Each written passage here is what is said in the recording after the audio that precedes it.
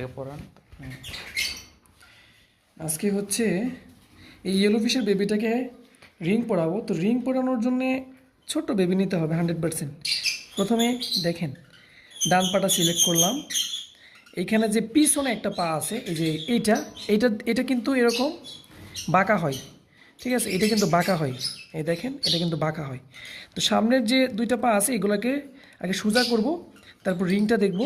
রিংটা উপরে লেখাটা দিয়ে তিনটা পা হচ্ছে আগে রিংয়ের ভিতর দিয়ে বাস সোজা করে আস্তে করে টান দিলেই কিন্তু বাস রিং পরানো হয়ে গেল। একদম সিম্পল কিন্তু রিং পরানো। রিং পরানোর জন্য কিন্তু অবশ্যই আপনাকে ছোট্ট বেবি নিতে হবে। তার কারণ হচ্ছে যখন আপনি বড় বেবি নিতে যাবেন, বিশেষ করে যদি ফিশার পাখির কথা বলি, নন ফিশারের তুলনায় ফিশার পাখির পা কিন্তু একটু চিকন থাকে। বয়স যদি 12 দিন 13 দিনও হয় তাও কিন্তু সমস্যা হয় না।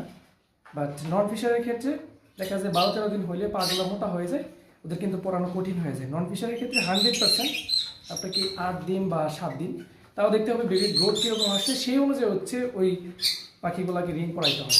ইয়েলো ফিশার নর্মালি আপনার 12 দিন বা 10 দিন এরকম হলেই আপনার পড়ানো সম্ভব।